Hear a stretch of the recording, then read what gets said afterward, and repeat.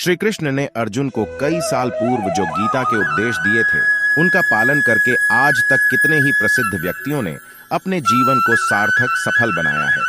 गीता उपदेश मानव जाति के लिए सूर्य के समान है, जो अज्ञान रूपी अंधकार से मुक्ति दिलाता है। मानव जाति के लिए गीता के उपदेशों की उपयोगिता और सार्थकता सदा बनी रहेगी। भगवत गीता का उपदेश वो परम सत्य है जिसे अपनाकर हर व्यक्ति दुख क्लेश मुक्त होकर सफल सुखद जीवन जी सकता है। इस लेख में गीता की 15 ऐसी बातें बताई गई हैं जिसके ज्ञान की जरूरत हर व्यक्ति को पड़ती है। मनुष्य का संघर्ष जितना बाहरी होता है उतना ही आंतरिक भी चलता रहता है। सोच और कर्म का संतुलन ही सफल जीवन का मंत्र है। सही गलत और उचित निर्णय की दुविधा में फंसे व्यक्ति को गीता के इन उपदेश से मानसिक संबल और धैर्य मिलता है। 1. विश्वास की ताकत। तुम अपने विश्वासों की उपज हो। तुम जिस चीज में विश्वास करते हो तुम वही बन जाते हो। जो स्वयं पर विश्वास करते हुए लक्ष्य की ओर बढ़ते रहते हैं उन्हें सफलता जरूर मिलती है। अगर व्यक्ति अपने लक्ष्य के लिए कर्म में पूरे मन से लग जाता है और उसे कर्म करने से खुशी मिलती है तो सफलता उससे दूर नहीं है। 2.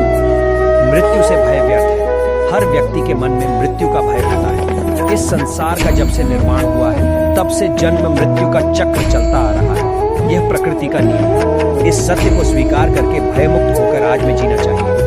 किसी को भी आने वाले पल के बारे में कुछ नहीं पता होता, लेकिन इस संशय में भयभीत रहने से जीवन नहीं जिया जा सकता।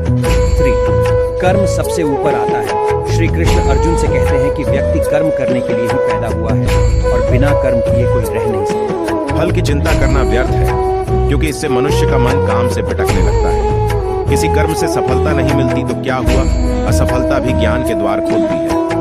अगर बिना फल की चिंता किए कर्म करते रहोगे तो सफलता और मन की शांति जीवन भर तुम्हारा साथ नहीं छोड़ेगी। जो कर्म फल से विरक्त होकर कर्म करता जाता है उसका आध्यात्मिक ज्ञान बढ़ता जाता है। 4. हमेशा स्वार्थी होना गलत है। जो व्यक्ति हमेशा स्वार्थ प्रेरित होकर फल की चिंता करते हुए कर्म करते हैं और सिर्फ फल ही उन्हें कर्म करने को प्रेरित करता है, ऐसे लोग दुखी और बेचैन रहते हैं, क्योंकि उनका दिमाग हमेशा इसी उलझन में फंसा रहता है कि उन्हें क्या फल मिलेगा।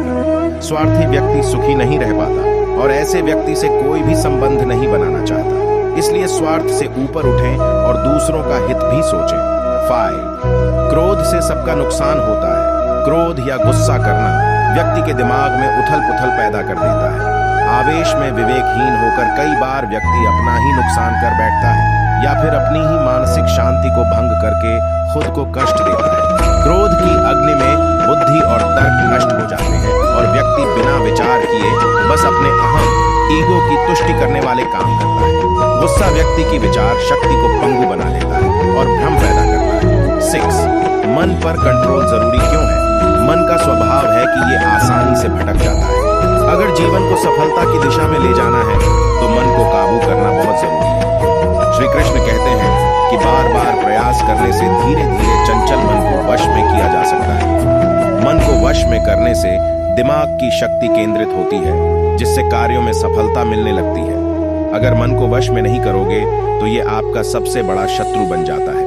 7. भगवानों में कोई छोटा बड़ा नहीं। इस संसार में ईश्वर कई रूपों में जाना जाता है। इनमें से कोई भी रूप बड़ा छोटा ही है। परमात्मा का हर रूप समान है। जैसे हर नदी अंत में सागर में जाकर मिलती है, वैसे ही हर धर्म, मत और संप्रदाय की धाराएं परमात्मा रूपी समुद्र में समा जाती हैं। ये संसार परमपिता का ही स्वरूप है। वो हर कण में विद्यमान है। 8. कर्तव्य पालन जरूरी है। भगवान श्री कृष्ण उपदेश देते हैं कि हर व्यक्ति को अपने कर्तव्य का पालन करना चाहिए। यही धर्म है। अगर अपने कर्तव्य का पालन नहीं किया जाता है तो मन में अशांति और दुख प्राप्त होता है। अपनी पसंद नापसंद मोह बैर को किनारे रखकर अपना कर्तव्य करो। 9. ध्यान करने से परमात्मा को अनुभव किया जा सकता है। श्री कृष्ण कहते हैं कि शारीरिक कर्म से ज्ञान का मार्ग उच्च है और ज्ञान मार्ग से भी ऊपर ध्यान मार्ग है। ध्यान मार्ग पर बढ़ने से ईश्वर को अनुभव किया जा सकता है। जो व्यक्ति मन और इंद्रियों को शांत करके पूर्ण विश्वास से अपना ध्यान भगवान में लगाता है, उसे ईश्वर का ज्ञान और अस्तित्व अवश्य अनुभव होता है। जो हर जगह हर जीव मनुष्य में ईश्वर को देखता है, सबके हित में लगा रहता है, उस पर परमपिता अवश्य कृपा करते हैं। ज्ञान मार्ग हो या भक्ति मार्ग, समर्पण प्रेम विश्वास ही आपको ईश्वर के प्रकाश की ओर ले जाता है। 10. अधिक शक करने वाला कभी खुश नहीं रह सकता। श्री कृष्ण गीता में कहते हैं कि संशय, शक करने वाले का विनाश हो जाता है, इसलिए संदेह करने से बचें। 11 अति करने से बचें। जीवन में संतुलन बहुत जरूरी है। किसी भी चीज की अति करना अच्छा नहीं है। जैसे सुख आने पर प्रमाद करना और दुख आने पर निराशा में डूबे रहना, दोनों ही गलत है। असंतुलन जीवन की गति और दिशा को बाधित करता है, जिससे अनावश्यक कष्ट और दुखों का जन्म होता है। जिसके मन, विचार और कर्म में संतुलन है, उसे ज्ञान मिल जाता है और ज्ञान से ही सदा के लिए शांति, संतुष्टि मिलती है। 12 सही कर्म से ज्ञान और मुक्ति संभव है। गीता के उपदेशों में कर्मयोग का सिद्धांत कहता है कि संसार से विरक्त होना ही मुक्ति का उपाय नहीं है। संसार में रहकर एक गृहस्थ अपने कर्मों का पालन करते हुए कर्म फल से विरक्त होकर मुक्ति प्राप्त कर सकता है। सही विचार और उचित कर्म भी आसक्ति को खत्म करने में सक्षम है। अच्छे कर्म कभी व्यर्थ नहीं जाते, चाहे ये दुनिया हो या परलोक। 13 ज्ञान और कर्म एक हैं। एक अज्ञानी कर्म और ज्ञान को अलग अलग समझता है, लेकिन एक ज्ञानी जानता है कि दोनों एक ही हैं। लोग ज्ञान की बातें तो करते हैं, लेकिन उसका पालन नहीं करते। बिना पालन किए ज्ञान कोरा रह जाता है, ज्ञान का अनुभव नहीं होता। गीता कहती है कि ज्ञान पढ़ने की नहीं, बल्कि अनुभव करने की वस्तु है, और अनुभव बिना कर्म किए नहीं मिलता। 14 इच्छा दुखों का मूल है। इस संसार में जितनी भी चीजें सांसारिक सुख की श्रेणी में आती हैं, उनकी एक शुरुआत और अंत जरूर होता है। इन सांसारिक सुखों का अंत दुख, कष्ट और दुर्गति के रूप में होता है। इच्छाओं का अंत नहीं है, एक पूरी होती है तो दूसरी नई इच्छा आ जाती है। हर इच्छा से प्रेरित होकर कर्म करना गलत है, क्योंकि ऐसे तो अनुचित कार्य भी होंगे। इच्छाओं से विचलित न हो, उन्हें एक विरक्त दर्शक बनकर देखो और वे चली जाएंगी। 15 भगवान ही सबसे बड़ा सहारा है।